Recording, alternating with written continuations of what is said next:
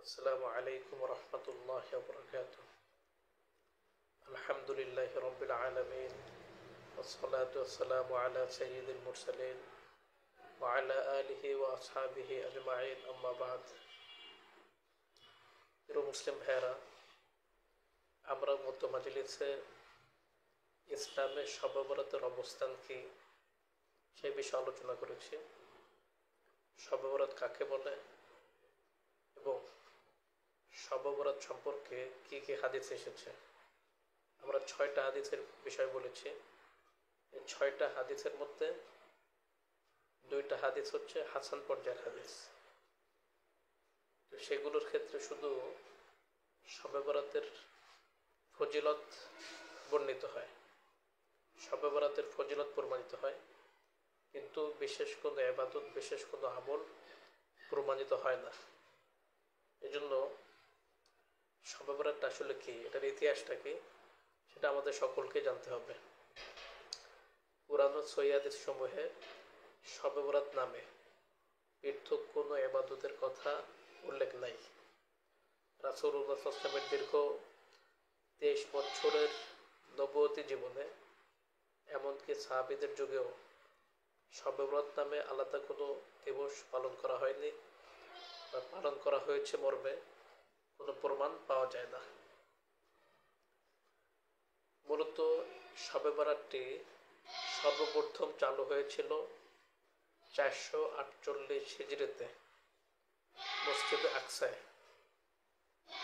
তৎকালীন কিছু দুনিয়া লোভী ইমাম শবে বরাতের এই রীতিটি চালু করেন। সেক্ষেত্রে তাদের অনেক ব্যক্তি স্বার্থ চরিতার্থ করার উদ্দেশ্য ছিল জনপ্রিয়তা বৃদ্ধি করা, মানুষদেরকে একত্র করা এবং তাদের মাঝে জনপ্রিয়তা তুলে ধরা এবং বিভিন্ন জয়ফ, জাল হাদিস, বিভিন্ন বানোয়াট কেসা কাহিনী বলে মানুষকে আকৃষ্ট করা এবং টাকা পয়সা কামাই করার একটা মাধ্যম বানানো, এগুলো তাদের উদ্দেশ্য ছিল। এভাবে 352 বছর এভাবে চালু ছিল। এরপর জেরুজালেম, সিরিয়া, মিশর, ইরাক, কুয়েত, কাতার, এমনকি সৌদি আরব, এই সমস্ত আরব কান্ট্রিগুলো থেকে শবে বরাতের এই নব আবিষ্কৃত রীতিটা উঠে যায়, বন্ধ হয়ে যায়। কিন্তু ইরানের কিছু অঞ্চলে এটা চালু ছিল। তখন ভারতের কিছু নব মুসলিম ইরান থেকে এই রীতিটা আবার গ্রহণ করে। তারপরে তখন থেকে নিয়ে ভারতের মধ্যে বর্তমান পর্যন্ত এই শবে বরাতটা চালু হয়ে আছে। এর জন্য শবে বরাত আবার হিন্দুদের দীপাবলি পূজার সাথে সাদৃশ্য রাখে। এর জন্য ভারতবাসীর যারা নমুসলিম ছিল এরা সহজভাবে এটা বিষয়টা গ্রহণ করে। ধীরে ধীরে এটা ভারতবর্ষের সর্বত্র ছড়ায় পড়ে এবং সেটা এখন পর্যন্ত চালু আছে।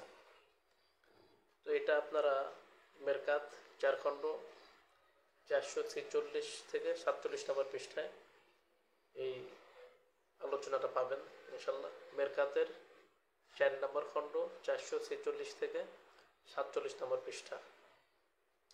তো শবে বরাত পালন সম্পর্কে ওলামায়ে কেরামের কি বক্তব্য? বর্তমান প্রচলিত শবে বরাতের যে সিস্টেমটা আছে, বিশেষ আমল, বিশেষ সিস্টেমে পালন করা, আহলে সুন্নাত ওয়াল জামাতের ওলামায়ে কেরাম এই ব্যাপারে একমত। নতুন আবিষ্কৃত যে বিষয়গুলো শবে বরাতের মধ্যে যুক্ত হয়েছে এগুলো বেদাত। এর জন্য শবে বরাত বেদাতের অন্তর্ভুক্ত হয়ে গেছে। শেখ আব্দুল্লাহ বিন বাজ রহমতুল্লাহ আলাই তিনি এ সম্পর্কে বলছেন, বর্তমানে প্রচলিত বেদাত সময়ের মধ্যে একটি বেদাত হচ্ছে শবে বরাত।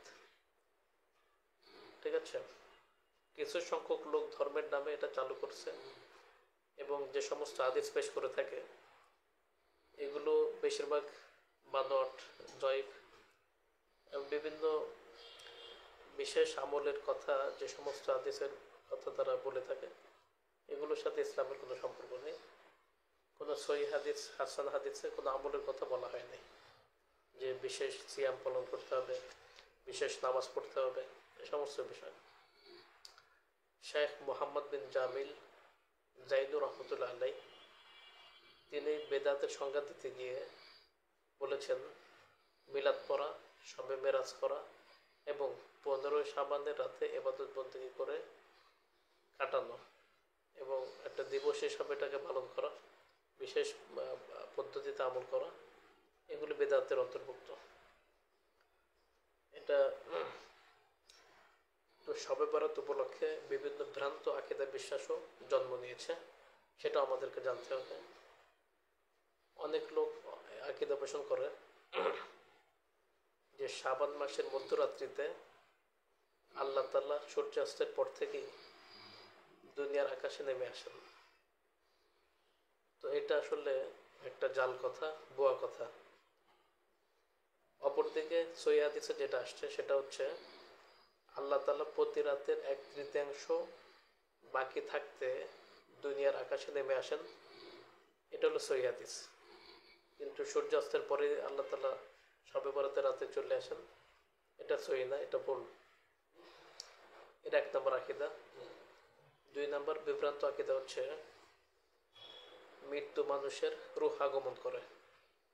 অনেকে ধারণা করে যে শবে বরাতের রাত্রে মৃত্যু মানুষের রূহ আত্মীয় স্বজনদের সাথে সাক্ষাৎ করার জন্য পৃথিবীতে নেমে আসে, অথচ এই কথারও কোনো ভিত্তি নেই, একদম ভুয়া কথা।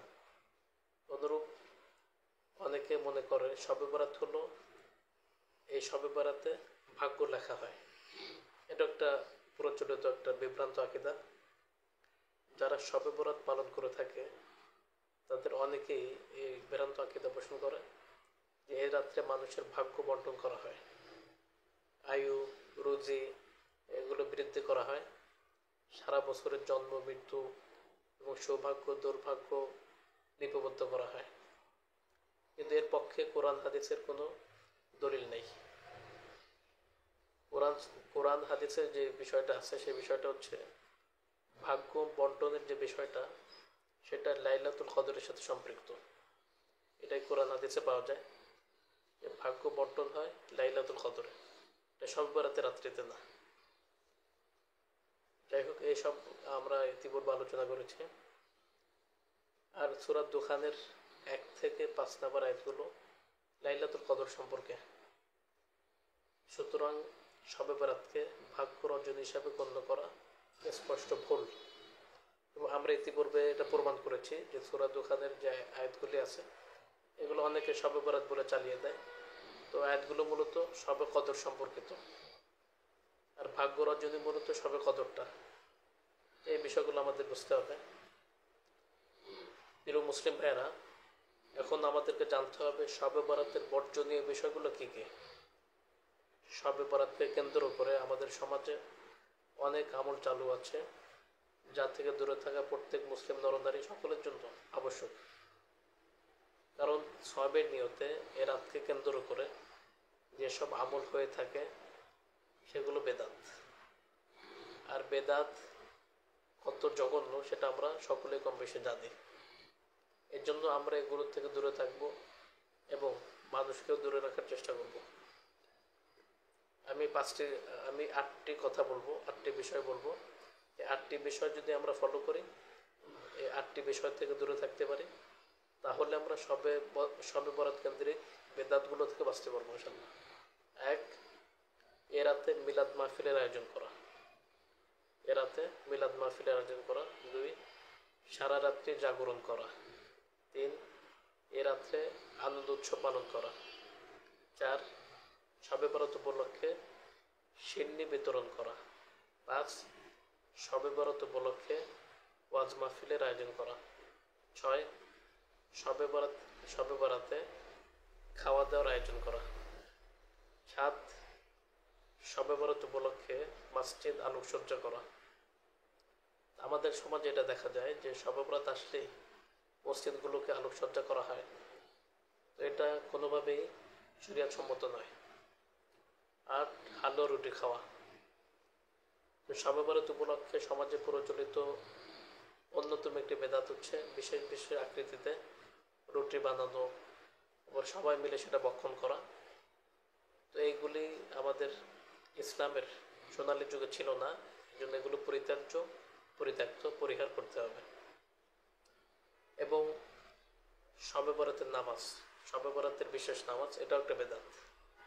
সালাতুল আলফিয়া বলে, অর্থাৎ সালাতুল আলফিয়া হচ্ছে এই সালাতে সূরা ইখলাস 1000 বার তেলাওয়াত করা, ঠিক আছে, এটাকে বলে সালাতুল আলফিয়া। এক্ষেত্রে নিয়ম হচ্ছে 14 শাবান দিনের শেষ সন্ধ্যা ঘনিয়ে এলে সূর্যাস্তের সাথে সাথে গোসল করে 100 রাকাত সালাত পড়া, যার প্রত্যেক রাকাতে 10 বার করে সূরা ইখলাস পাঠ করা। তো এটা স্পষ্ট একটি বেদাত, কারণ এর সপক্ষে কোরআন সুন্নাহর কোনো দলিল নেই। তো এই ক্ষেত্রে হক্কানি ওলামা কেরাম প্রতিবাদ জানিয়েছেন, বিশেষত মেরকাতের লেখক মোল্লা আলী কারি রহমতুল্লাহ আলাই সুস্পষ্টভাবে এটার প্রতিবাদ করেছেন। তিনি বলেছেন, এটা আছে মেরকাত 4 নম্বর খণ্ড 446 নম্বর পৃষ্ঠা, ওয়ালাম আন্নাল মাসকুরাতা ফিল লায়ালি আন্না মিআতা রাকাতিন ফি নিসফি শাবান বিল ইখলাস 10 মাররাতিন ফি কুল্লি রাকাতিন মা তুলি ফাদলিহি লিদাইলামি ওয়া গায়রিহি মাওযুউন।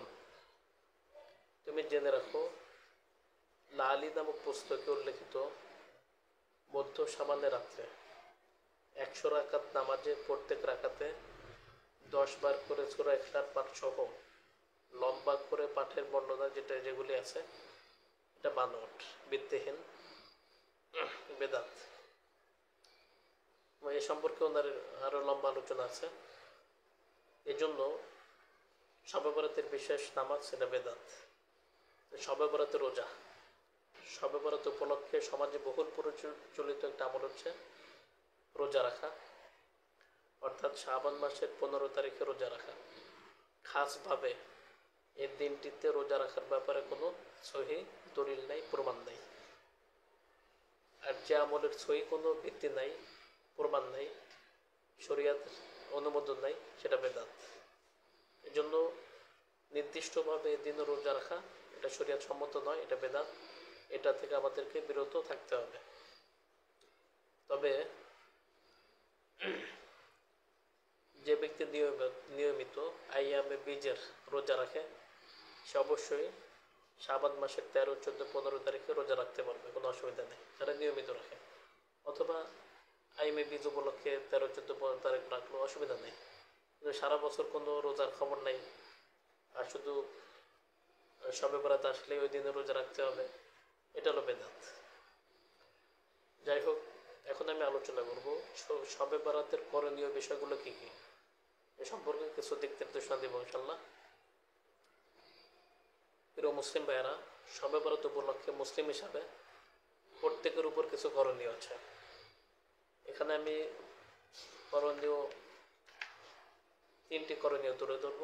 এই 3টা করণীয় আমরা করতে পারলে শবে বরাত কেন্দ্রিক সমস্ত বেদাত থেকে বাঁচতে পারবো ইনশাল্লাহ। এক হচ্ছে শবে বরাত সম্পর্কে জ্ঞান অর্জন করা, শবে বরাত সম্পর্কে জানা। যে কোনো ইবাদতের উপর আমল করার জন্য প্রধান করণীয় হচ্ছে সে সম্পর্কে আগে জানা, কারণ কোনো বিষয় জানা না থাকলে সেই বিষয়ে বিভ্রান্তিতে পড়ে যাওয়ার সম্ভাবনাই বেশি থাকে। আর শবে বরাতের বিষয়টি এমনিতেই বিতর্কিত, সুতরাং এ সম্পর্কে জ্ঞান অর্জন করা আবশ্যক। 2 নম্বর হচ্ছে শবে বরাত সম্পর্কে মানুষকে সতর্ক করা। প্রতিটি মুসলিমের দায়িত্ব হচ্ছে সৎ কাজের আদেশ করা, অসৎ কাজ থেকে নিষেধ করা। সুতরাং যেসব লোক শবে বরাত পালন করছে তাদেরকে এ ব্যাপারে সতর্ক করা, যাতে করে মুসলিম সমাজ থেকে শবে বরাতের বেদাতগুলো দূর হয়ে যায়। 3 নম্বর বিষয় হচ্ছে শাবান মাসের করণীয়। আমি ইতিপূর্বে আলাদা একটি মজলিসে আলোচনা করেছি শাবান মাসের করণীয় কী কী।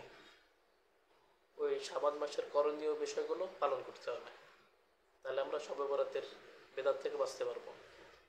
শবে বরাত যেহেতু শাবান মাসে পালন করা হয়, সুতরাং আমাদের উচিত হলো শাবান মাসের সুন্নাত ইবাদতসমূহ সঠিকভাবে নিয়মিত পালন করা। তো শাবান মাসে কী কী করণীয় আমরা ইতিপূর্বে আলোচনা করেছি। আমি তখন বলেছিলাম শাবান মাসে 4টি কাজ করণীয়। এক হলো বেশি বেশি রোজা রাখা, ক্ষেত্রে অনেক সহিহ হাদিস আছে। আর 2 হচ্ছে শাবান মাসের শেষ তারিখে রোজা না রাখা, ফরজ এবং নফলের মধ্যে পার্থক্য রাখার জন্য। আর 3 নাম্বার আইয়ামে বীজের রোজাগুলো রাখা, আইয়ামে বীজের রোজাগুলো রাখা। আর 4 নাম্বার নিয়মিত আমলসমূহ পালন করা। এই 4টা কাজ করতে পারলে শাবান মাসের হক কিছুটা হলো আদায় হবে ইনশাল্লাহ। আল্লাহ তাআলা আমাদের সবাইকে বিষয়গুলো বোঝার এবং আমল করার তৌফিক এনায়েত করেন। আমিন ইয়া রাব্বাল আলামিন। আসসালামু আলাইকুম ওয়া রাহমাতুল্লাহি ওয়া বারাকাতুহু।